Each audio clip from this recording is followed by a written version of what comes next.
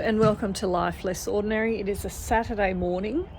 I've looked at the forecast for today. It's only going to get to about 11 degrees and it'll be fairly overcast most of the day. Not much happening tomorrow, but we're actually expected to have rain for the next week, so Monday through to Friday. For today, Saturday, what we're planning to do, and I've already got Toby down there with the push mower doing a bit more mowing so that we have grass clippings to mulch the garden beds down there. So we're just trying to keep on top of the grass at the moment. We've had some 13, 14, 15 degree days with a bit of sun, but then quite cold overnight. And quite a bit of rain, so the grass has kind of started taking off a little bit earlier than what I would have expected for this time of year. It's middle of August, so we want to keep on top of the grass in that we don't want it to start seeding, or the weeds really that are in the grass. So we don't want it to start seeding and then spreading. So mowing it a little bit more frequently than we normally would, using those grass clippings down on the garden beds to mulch that in preparation for our spring planting. That's what we're doing and the reasoning behind that. The other thing that we're getting onto, and the last two videos I put up were on our potting mix or our soil mix that we make up, and our seed raising mix that we make up. So we've had some things that I've started growing, just made up another tray. The things in our climate, 9B, the things that we would grow now and that I'm starting are things like onions, spring onions. I will get some tomatoes started, but they will not be planted out until either late October, early November. As I get closer, I'll just keep an eye on the forecast, because we have been known to get some snap frosts quite late, and we don't want to lose our tomatoes because we were preemptive in putting them out. So I will start tomatoes probably later this week. I'm just waiting for a few more seed packets to arrive, and I'll start them inside. So I'll show you what we've got going. So we have these heat mats here. We use those for our seeds as we germinate inside, because the outside temperature is quite cold, and at night time can get still down to about 0. We haven't had frosts for a couple of, or maybe a week or so, but like I said, we have been known to get those. So there is absolutely no point in starting anything outside. Needs to be in a warmer environment. Once we get things going, we actually take them out to the front. Once they get past the cotyledons, the first two leaf set, a bit more growth before they start to get leggy. You don't want them to get leggy. It's meaning that they're not getting enough sunlight, not enough nutrients. We do take them out the front, and we have a greenhouse out there. It's only a small one, but we have a greenhouse that we're putting the seedlings as they start onto those shelves, making sure every day that they get a misting of water, because the humidity in the greenhouse means that the water evaporates from the soil, evaporates quite quickly. So we just have to remember to keep on top of that, because it can take only 1 day or 2 days of no water for the seedlings to start dying. So it's just something that we have to keep on top of. So that is where the greenhouse out the front is where the tomatoes will end up until they're probably about 20 centimetres, 15, 20 centimetres tall. So they've actually got quite a bit of growth before we put them out. So that's what we're doing. Toby's still going, just dumping piles of the mulch down the back. And I'll get going on doing some onions in here. yeah, that's what I'll be doing just for the moment. So I've just come down the back to give you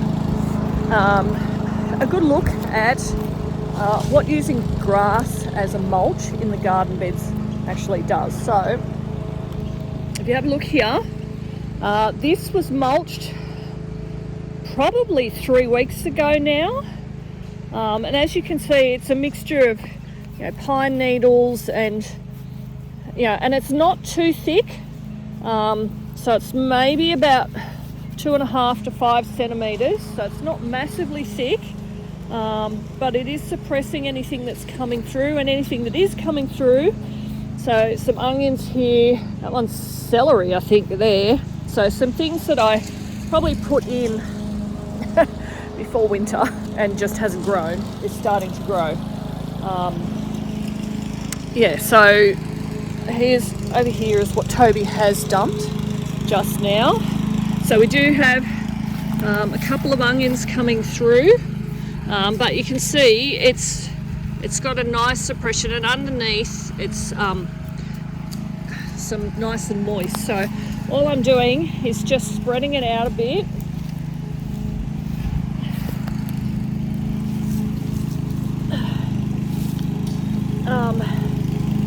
And that will just act as a good layer of mulch for these garden beds. I should probably also say that in the last 2 months we have amended these beds with manure into these beds. So putting the mulch on top will just help increase the temperature and protect what's underneath as the microbes and the worms get to work. And I also wanted to show you that we are heading towards spring. We're starting to get buds on the berries here. So there's some buds. This will leaf up quite soon. And as you can see, these are our espaliered berries. So we've done the whole row, and this starts to look fairly magnificent in the coming months. But the other thing is we have our 6 months of apples here. So these ones we will start to get fruit off in January, February, March, sort of April, May, and then towards the end, May, June. But as you can see here, we have buds on this. So we won't get much off this because it's only very small. I think that one, the one that I planted there 2 years ago failed, so I've planted another one last season, so we won't get too much off that.